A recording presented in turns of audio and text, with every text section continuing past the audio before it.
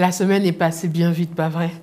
Et aujourd'hui, je vous invite déjà à entrer avec moi dans le 7e volet de notre thématique « Sois présent dans la ville ».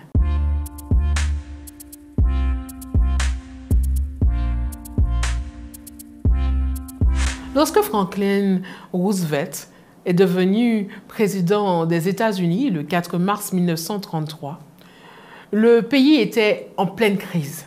Il avait besoin d'une dose d'espoir après plus de 3 ans de récession.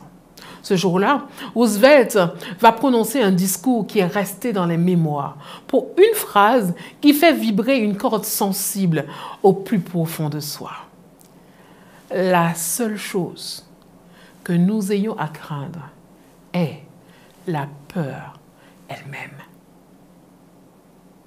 Par ces mots, Roosevelt a clairement indiqué que l'ennemi numéro 1 n'était pas l'économie instable, mais bien la peur. La peur, comme l'a dit le psychologue cubain Miray Lopez, est un monstre qui vous donne la chair de poule. La peur vole vos pensées et peut s'emparer de vos rêves et de votre volonté. Elle vous fait oublier ce que vous savez et perdre de vue qui vous êtes. Elle vous donne l'impression d'avoir perdu le contrôle et de ne jamais pouvoir le reprendre. La peur vous pousse à vous méfier des personnes en qui vous devriez avoir confiance sans hésitation. La peur vous rend plus exigeant au lieu d'être humble et serviable. Elle vous fait penser que Dieu est insignifiant face à vos problèmes et à vos défis. Elle vous fait rechercher dans les gens ce que vous ne pouvez trouver qu'en Jésus-Christ. Et ça, c'est le travail de la peur. La peur dans les villes est un phénomène complexe qui touche aussi bien les jeunes que les adultes et qui peut être lié à plusieurs facteurs contribuant à son augmentation. Plusieurs facteurs comme crimes et violences urbaines face à l'insécurité, à la criminalité, à la violence, on a peur. Les crimes tels que les vols, les agressions, les homicides peuvent susciter la peur au sein de la population, en particulier dans les zones où le taux de criminalité est élevé. L'insécurité dans les transports publics, comme les agressions ou le harcèlement sexuel dans les trains, dans les bus, peut accroître la peur dans les villes. Et cela peut limiter la mobilité des personnes et affecter leur qualité de vie. Il y a aussi la pression sociale et médiatique, la diffusion constante d'informations sur des incidents violents, sur des crimes dans les médias et les réseaux sociaux, permet d'accroître la peur dans la société. La surexposition aux histoires de peur peut contribuer à fausser la perception de la sécurité dans une ville. D'ailleurs, cela entraîne aussi la méfiance envers les institutions. Le manque de confiance dans les institutions gouvernementales responsables du maintien de l'ordre, du maintien de la sécurité, peut accroître la peur.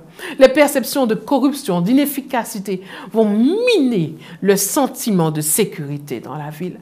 Et face à la vague de peur qui sévit dans nos pays, que pouvons-nous faire? Il y a cette femme qui s'appelle Harriet Tubman. C'était une femme incroyable qui a vécu à une époque où l'esclavage était un cauchemar aux États-Unis. Imaginez que vous soyez prisonnier, sans liberté, que vous viviez dans une peur constante. Harriet a vécu cela dès son enfance et n'a jamais abandonné.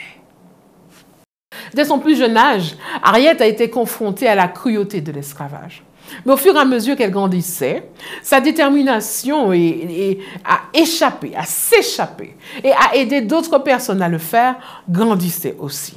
Elle avait un secret par contre, une foi puissante en Dieu. Et cela lui a donné du courage. À l'âge de 27 ans, Harriet a pris une décision courageuse. Elle s'est échappée de la plantation où elle était esclave et s'est aventurée vers le nord des États-Unis en suivant les étoiles et en faisant confiance à son intuition. En chemin, Elle a affronté des dangers tels que les chasseurs d'esclaves, les chiens de chasse. Mais sa foi en Dieu n'a jamais faibli. Chaque pas vers la liberté était un acte de foi. Chaque pas vers la liberté était un pas de la foi. Mais Ariette, ne s'est pas arrêtée après avoir obtenu sa propre liberté. Malgré le risque constant d'être prise et renvoyée en esclavage, elle retourna plusieurs fois dans le sud pour aider d'autres esclaves à s'échapper par le réseau de chemins de fer clandestins, un réseau secret de routes et de refuges sûrs.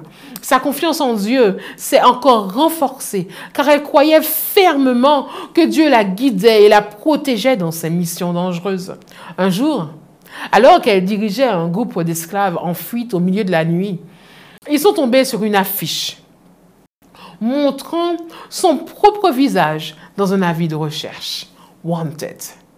Au lieu d'abandonner, Ariette a prié et a continué à avancer, conduisant tout son monde vers une sécurité, vers la liberté. Sa foi et son courage ont fait que la peur ne l'a pas arrêtée. Ariette Tubman est aujourd'hui surnommée le Moïse de son peuple. Elle a aidé plus de 300 esclaves à s'affranchir. Elle est devenue une véritable héroïne dans la lutte contre l'esclavage. Son histoire montre que la foi en Dieu peut vous aider, peut nous aider, peut t'aider à surmonter la peur et à accomplir des choses extraordinaires.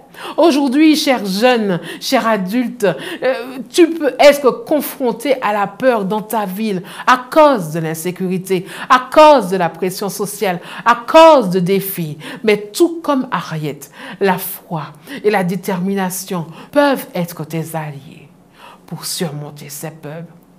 Bien que la Bible ne soit pas un manuel de psychologie ou un exposé sur le cerveau, elle aborde en profondeur le sujet de la peur. En effet, la phrase « ne crains pas » apparaît quelque 365 fois dans les Écritures, ce qui fait que ce soit le message le plus répété de toute la Bible. N'aie pas peur. En outre, les mots « crainte » et « peur » sont mentionnés plus de 200 fois, tandis que le mot « angoisse » apparaît plus de 100 fois. Il peut paraître surprenant qu'un livre relatant les exploits de personnages du passé parle autant de peur. Mais la Bible rapporte que plus de 200 de ces personnages en ont fait l'expérience. Donc, si tu en fais l'expérience, c'est tout à fait normal. Existe-t-il une solution à quelque chose d'aussi accablant que la peur? Pouvons-nous surmonter nos peurs? Est-il possible de vivre sans peur? Nombreux sont ceux qui ont cherché des réponses auprès de psychologues, de thérapeutes, essayant de changer leur manière de penser ou d'agir de manière logique. D'autres se sont tournés vers des médicaments, considérant la peur comme une sorte de maladie. Mais avec le temps, cependant, ils vont découvrir que bien que cette thérapie, ces médicaments peuvent les aider, ils ne sont pas suffisants. Si nous ne pouvons éliminer ou ignorer nos peurs, pouvons-nous les gérer d'une manière ou d'une autre? La réponse est un oui retentissant. Selon la Bible, nous pouvons affronter et surmonter la peur par la foi. La foi est l'antidote de Dieu pour éliminer toutes nos peurs. Mais qu'est-ce que la foi? La foi, elle se définit par la Bible comme une ferme assurance des choses qu'on espère, une démonstration de celles qu'on ne voit pas. En d'autres termes, la foi consiste à faire confiance à Dieu. La Bible nous dit, « Or, sans la foi, il est impossible de lui être agréable, car il faut que celui qui s'approche soit quelqu'un qui ait la foi. » Hébreux 11, verset 6, il est important de noter que tous les types de foi ne permettent pas de vaincre la peur. La foi qui surmonte vraiment la peur accepte d'abord l'existence de Dieu. Croire en Dieu est le premier pas vers une vie victorieuse. Ceux qui croient en Dieu ont une boussole qui les guide à travers les difficultés de ce monde. En revanche, ceux qui ne croient pas en Dieu, pour eux, ce monde est étrange, déroutant, décourageant.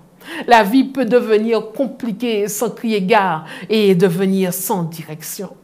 La foi qui surmonte la peur ne se contente pas d'accepter l'existence de Dieu, mais elle va chercher également à développer une relation spéciale avec lui. Ce n'est pas suffisant de savoir que Dieu existe, il faut apprendre à le connaître. Dieu lui-même nous exhorte dans sa parole à ne pas nous enorgueillir de notre sagesse, de notre puissance, de notre richesse, mais à le connaître et à comprendre qu'il agit sur terre avec amour, justice et droiture, selon Jérémie chapitre 9, versets 23 et 24. Il est important de signaler que lorsque nous parlons de connaître Dieu, nous ne pouvons faire référence à le connaître dans sa totalité. Parce qu'en tant qu'être humain, nous ne pouvons pas connaître complètement un être infini à cause de nos limitations mentales, problèmes moraux et limitations dans la révélation divine. Cependant, en parlant de Dieu, nous pouvons parler d'établir une relation avec lui de telle manière qu'il affecte qui nous sommes et qu'il se révèle à nous. Enfin, la foi qui surmonte la peur est celle qui nous conduit à faire pleinement confiance à Dieu. La foi consiste à se confier à quelqu'un qui fait pour nous ce que nous ne pouvons pas faire pour nous-mêmes. L'essence de la vraie foi consiste à prendre Dieu au mot et à lui faire confiance pour qu'il tienne ses promesses. Quand nous nous confions à Dieu, notre perspective de la vie change complètement. La confiance en Dieu transforme tout. Elle nous libère des effets négatifs du passé et de ses émotions négatives. En étant confiants que tout est dans les mains de notre Créateur, nous pouvons vivre sans peur, sachant que rien n'arrive sans son consentement. Aujourd'hui, tu vis parmi d'autres personnes. Tu es à l'université, tu es sur un campus, tu es au lycée. Il y a certainement autour de toi une association présente dans ta ville, présente dans ton université, présente dans ton campus. Fais des plans pour contribuer à leurs actions de solidarité et d'entraide. Et Dieu va t'utiliser pour aider quelqu'un d'autre à vaincre ses peurs. Sois un instrument pour lui, sois présent pour lui, fais-lui confiance et aide les autres à lui faire confiance. Aujourd'hui, la peur peut quitter ta ville si tu en décides.